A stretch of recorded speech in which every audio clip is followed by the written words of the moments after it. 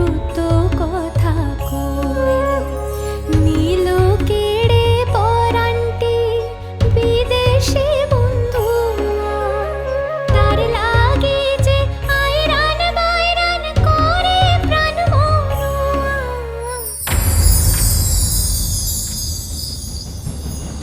আমি তোমায় খুব ভালোবাসি প্রফুল্ল। আমি কোনোদিনও তোমায় ভুলতে পারবো না। আমি জানি না কবে তোমাকে আমার কাছে ফিরিয়ে আনতে পারবো।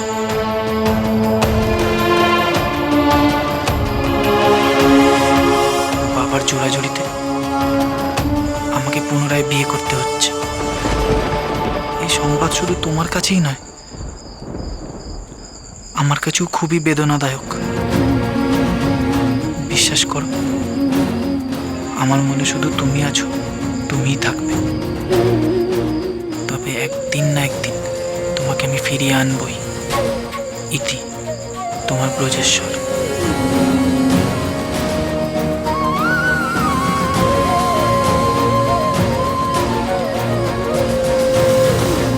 দাদুভাই, দাদুভাই তোমার চিঠি লেখা হলো? একটু তাড়াতাড়ি করো দাদুভাই, সন্ধে হয়ে এসছে, তোমার বাবার অন্দরে আসার সময় হয়ে গেছে।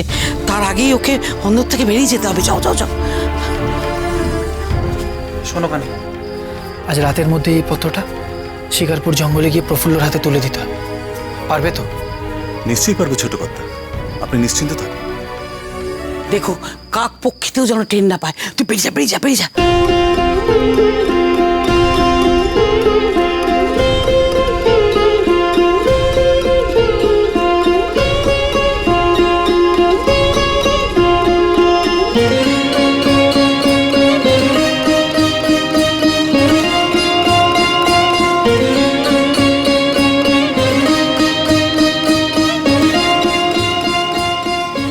দাদু ভাই,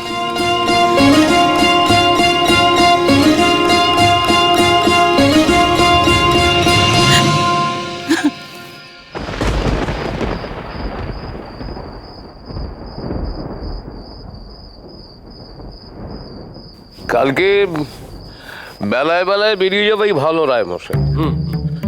সন্ধে লগ্নে বিয়ে, ওখানে একটু আগেই পৌঁছে যাওয়াটা ভালো। হ্যাঁ তা তো বটেই, সেখান থেকে আবার বীরপুর যেতে হবে। পথঘাটের অবস্থা তো খুব একটা ভালো নয়। আপনি কিন্তু সকাল সকাল এসে পড়বেন না রত্নমশাই। আজ তাহলে চলি। হ্যাঁ আসুন।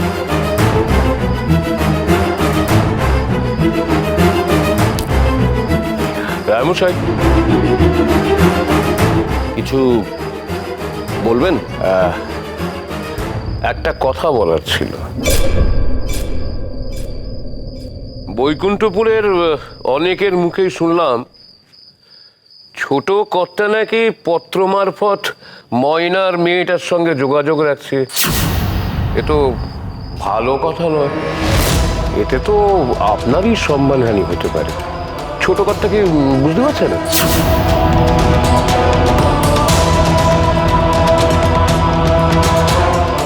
আপনি ঠিক শুনেছেন। আমি ভুল সংবাদ পরিবেশন করি না রায়মশাই। ওই অঞ্চল লোকদের এত সাহস নেই যে আমাকে ভুল সংবাদ পরিবেশন করবে। ঠিক আছে, আপনি এখন আসুন, আমি দেখছি।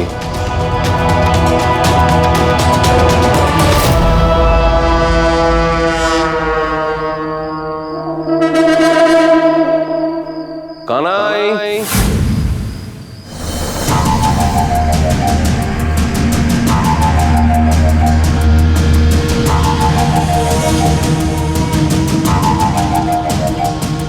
দাঁড়া কানাই দাঁড়া।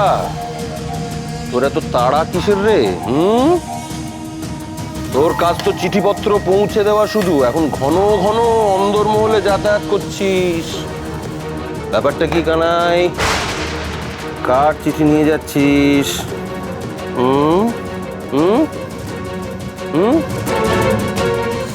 বল বল বল বল বল। আগে আগে আগে আগে আমার কোন প্রশ্ন, সত্যি কথা বল কানাই, নাহলে 100 ঘাট চাবুক খাবি তুই। দাঁড়া দাঁড়া, বাকি জীবন পুরো গুম হয়ে কাটাতে হবে তোকে। সত্যি কথা না বললে তোর কি হাল হবে তুই বুঝতে পারছিস? বুঝতে পারছিস? বুঝতে পারছিস? বল কার চিঠি নিয়ে গেছিস বল। আগে আমার কোনো দোষ নেই কর্তা। ছোট কর্তা আমাকে ডেকে পাঠিয়ে একটা চিঠি দিয়ে বললেন শিকারপুরের জঙ্গলে পৌঁছে দিতে হবে।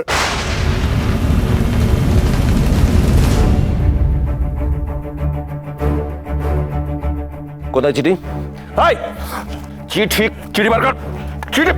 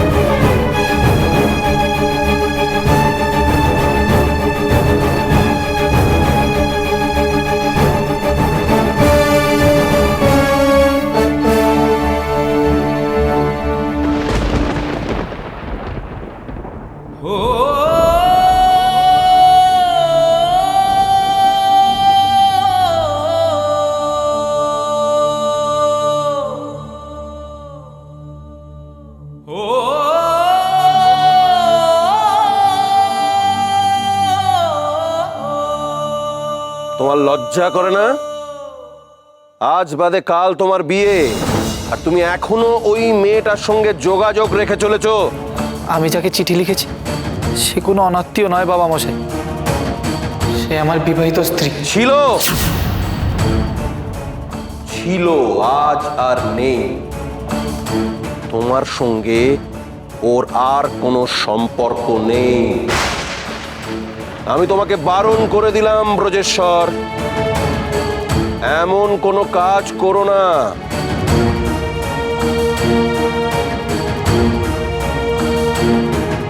যাতে তোমার ওপর বিশ্বাসটুকু আমার হারিয়ে যায়।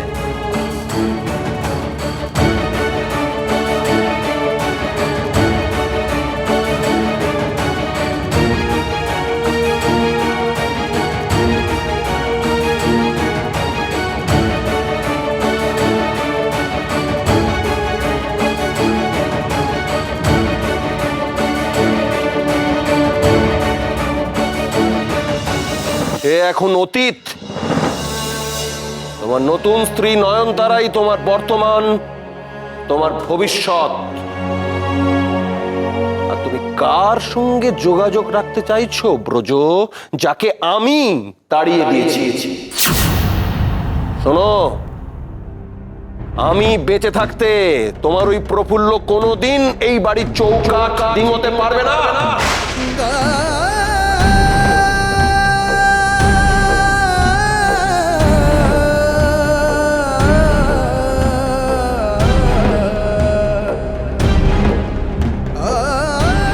তাই তাকে ভুলে যাও, সম্পূর্ণ ভুলে যাও।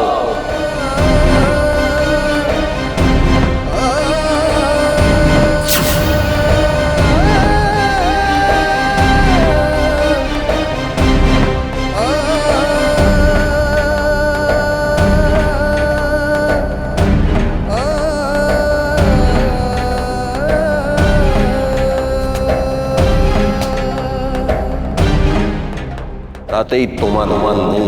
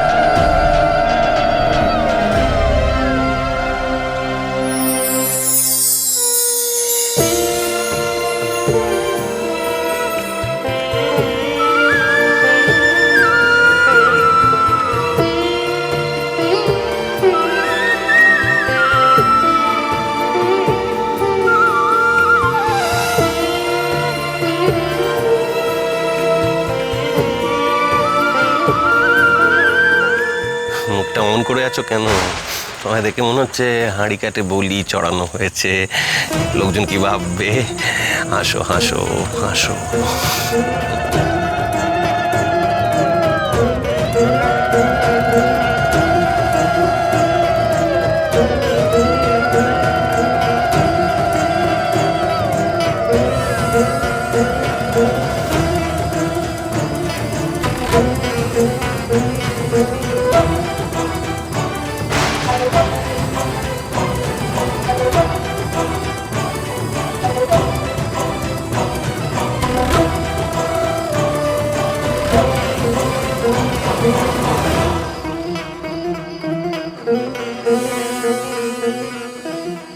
এসো বাবা, এসো এসো, আপনারা সবাই আসুন।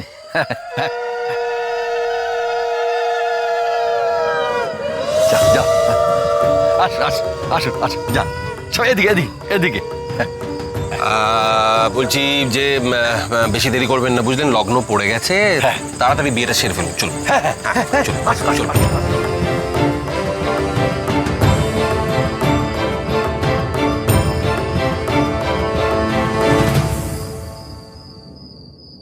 বলি ও ঠাকুর, তাড়াতাড়ি করো, ওইদিকে তো সবাই খেতে খেতে বসে আছে। বলি ও মেয়ে, তাড়াতাড়ি একটা গামলা ধুয়ে দাও তো আগে।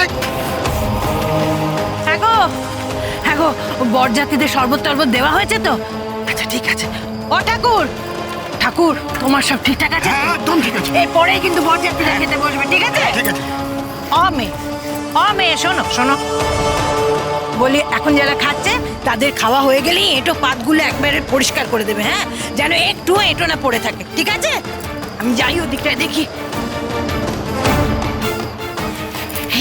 কি গো, বর দেখেছো?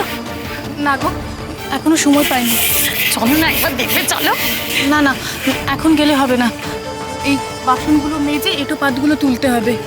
শোনো না, সে না আমি এসব করে দেবো। কি হলো? ও মা, হাত কেটে গেছে যে, রক্ত পড়ছে যে।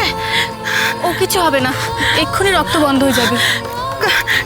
তুমি দাঁড়াও, তুমি দাঁড়াও, আমি আসছি।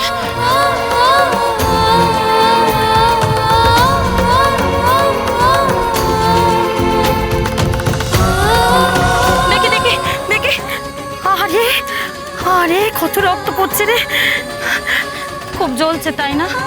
ওহ, দেখো এমন শুভ দিনে তোমার এরকম রক্ত পড়লো, হ্যাঁ? রক্তপাত তো আমার হয়েছে, আজ নয়নতারার শুভ দিন, ওর তো কিছু হয়নি।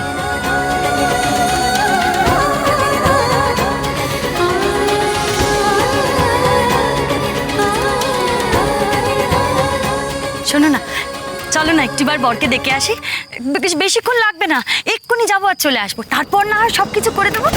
চলো, আরে এসো না, এসো তাড়াতাড়ি এসো।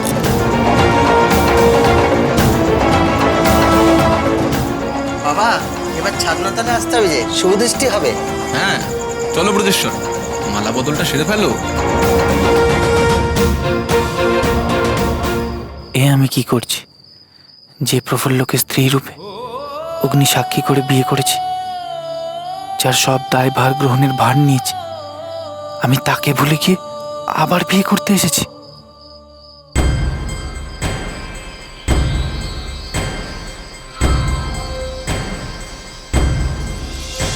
রায়মশাই, রায়মশাই, আপনার পুত্র অমন করছে কেন? সে কি বিবাহের সম্মত নয়? আমি দেখছি, দাঁড়ান।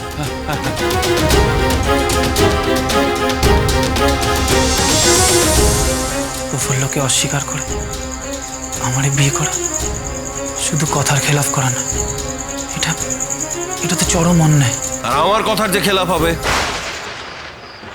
আমার চরম অসম্মান হবে, সেটা বুঝি পিতার প্রতি পুত্রের অন্যায় নয়?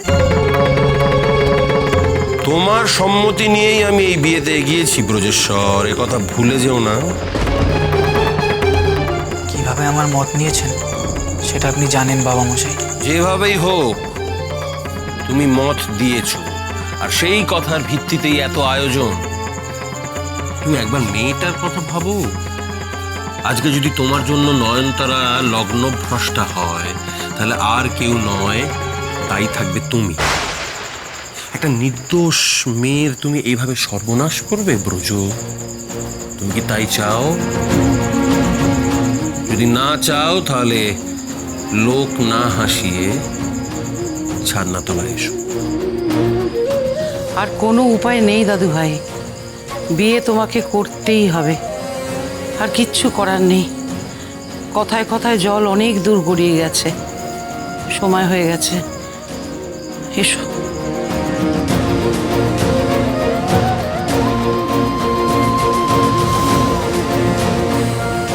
চলো চলো।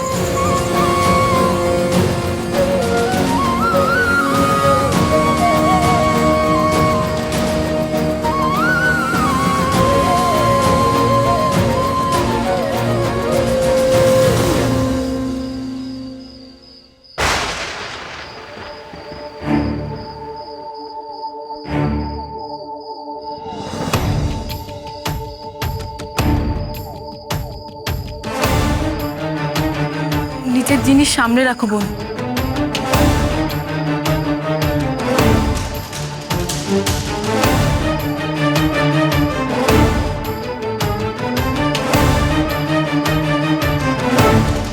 কি গো, দাঁড়িয়ে পড়লে যে ছাদনা তলায় যাবে না? না না থাক, বেশি কাছে যাওয়াটা ঠিক হবে না। তাছাড়া আমি এবারে কাজের লোক হিসেবে এসেছি, এবারে অতিথিদের সামনে যাওয়াটা তো উচিত হবে না। চলো তো, চলো, কিচ্ছু হবে না, চলো।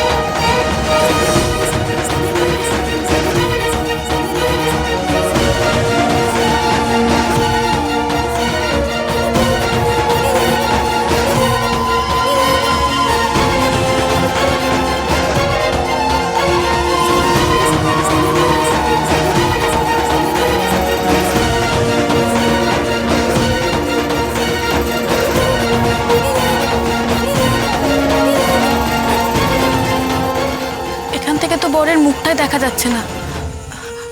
চলো শ্যামা দিদি, আমরা বরং ওদিকটা গিয়ে দেখি।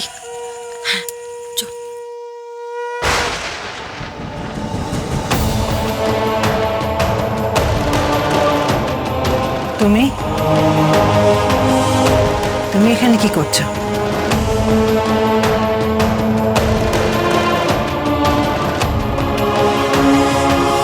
ওদিকে অত কাজ পড়ে রয়েছে, সব ফেলে তুমি এখানে এসেছো বিয়ে দেখতে? তোমার উপর ভরসা করাটাই ভুল হয়েছে।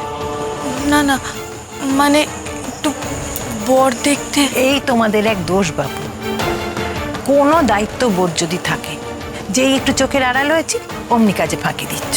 না না গিন্নি দিদি, ওকে দোষারোপ করো না। ও আসলে আসতে চাইছিল না, আমি বর দেখার জন্য জোর করে নিয়ে এসেছি। তোমার কি আক্কেল বাপ, ওকে জোর করে টেনে নিয়ে এলে? তোমার কি কোনো কাণ্ডজ্ঞান নেই? বর ডাক কি ওর কাজ? একটু পরেই বরযাত্রীরা খেতে বসবে, আর ওদিককার কাজকর্মকে সামলাবে শুনি। ও কি বরের কুটুম না আপনজন যে বরযাত্রীদের সামনে থাকবে? আর এখানে হাঁ করে দাঁড়িয়ে থেকো না, যাও কাজ করো। আমি যাচ্ছি, আমি বরং ওদিকটা যাই। লোকে খেতে বসার আগে আমাকে কাজগুলো সেরে নিতে হবে, না হলে একটা পয়সাও পাওয়া যাবে না। তুমি বরং বর দেখো, আর আমায় জানিও নয়নতারার সাথে কেমন মানাবে। ঠিক আছে, তুমি যাও, আমি বরং বর দেখে আসছি। কেমন?